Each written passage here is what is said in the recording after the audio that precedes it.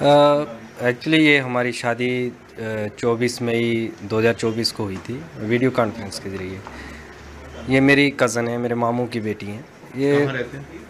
ये वहाँ पाकिस्तान में सियालकोट में रहते हैं, और पार्टीशन से पहले ये यहाँ मेरा अभी घर है, यहाँ पे ये दोनों फैमिलियाँ जॉइंट रहती थी। वो विभाजन के दौरान दोनों फैमिलियाँ बट गईं, तो ये पाकिस्तान चले गए।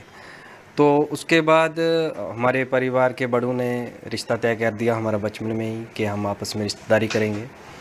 तो फिर जब अभी शादी की हमने 2024 में, उससे पहले मैं आपको बता दूं कि मैं सीआरपीएफ में कार्यरत हूं।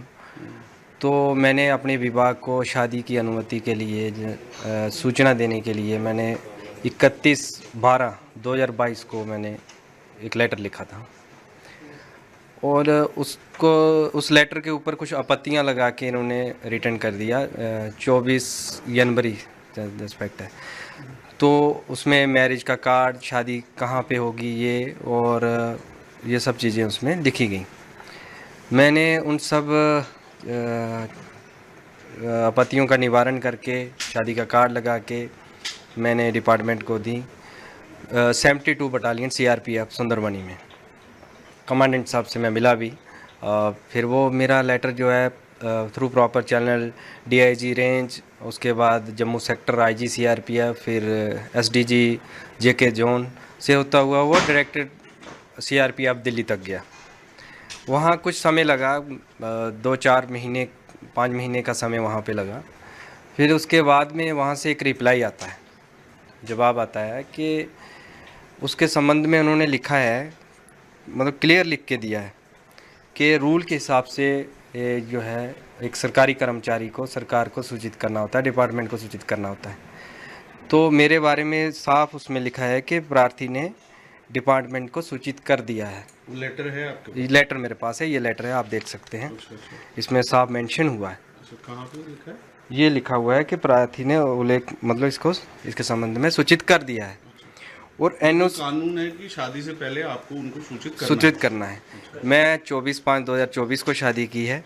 शादी के बाद भी मैंने सूचित किया है, ऐसा पहले भी किया? पहले भी किया है।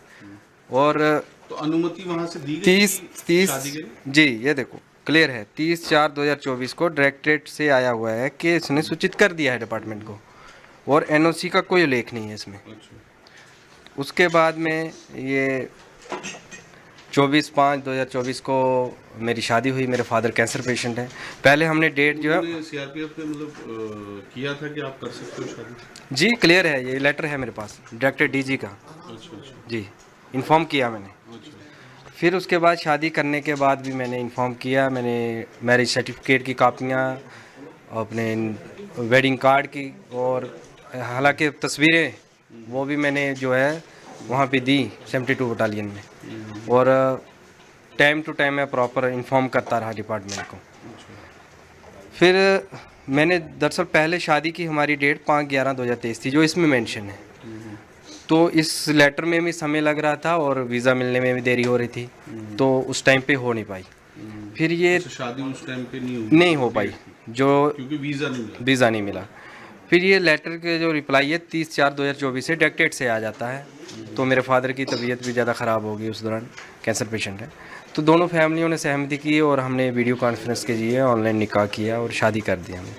उसकी सूचना मैंने डिपार्टमेंट को दे दी। मेरे पास लेटर हैं जो मैंने सूचना दी है, और उससे पहले ये डायरेक्टेड से जो मैंने पहले इंटीमेशन किया है, डीजी ऑफिस से लेटर आया, उसमें ये क्लियर लिखा है कि डिपार्टमेंट को इन्फॉर्म हो चुका है।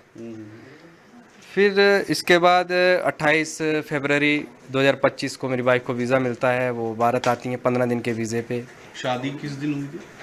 शादी हुई थी 24/5/2024, 24 मई को, अच्छा, 24 मई 2024 में। 2024। जी, वो आती हैं 2025 फरवरी 28 को। अच्छा, एक साल बाद लगभग वीजा मिला। हाँ, लमसम 9 महीने या 1 साल का इतना हमें टाइम लगा उसमें, वीज़े का प्रोसेस में कंप्लीट होने में। उसकी फील्ड वेरिफिकेशनें होती हैं यहाँ पे भी, सारा 2-3 विभाग उसकी वेरिफिकेशन करते हैं।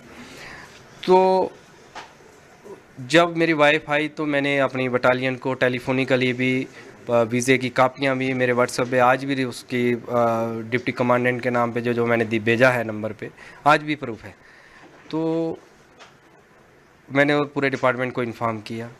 फिर उसके बाद 15 दिन के वीज़े पे थी, तो हमने उसके विदिन 15 दिन के अंदर ही हमको LTV अप्लाई करना होता है, अगर मतलब वो लॉन्ग टर्म वीज़ा जो शादी के ग्राउंड पे मिलता है।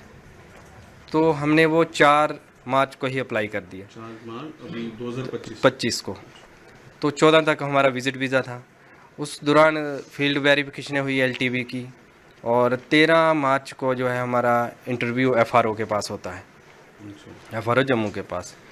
तो उसके बाद उन्होंने कहा कि आपका पॉजिटिव रिकमेंडेशन हम आगे भेज रहे हैं, तो आप LTV कैटेगरी में फॉलो करते हैं, आप स्टे कर सकते हैं, इसमें कोई नहीं। तो रहते रहे, सब ठीक था। फिर उसके बाद ये जो इंसिडेंट हुआ, उसके बाद गवर्नमेंट पहलगाम अटैक हुआ, फिर गवर्नमेंट ने कोई इनिशिएटिव लिए, उस पर जो फैसले लिए, तो उसमें गवर्नमेंट ऑफ इंडिया ने जो होम मिनिस्ट्री से आर्डर निकला है, उसमें उन्होंने LTV के लिए ये नॉट एप्लीकेबल लिखा हुआ है कि इन पे लागू नहीं होता है।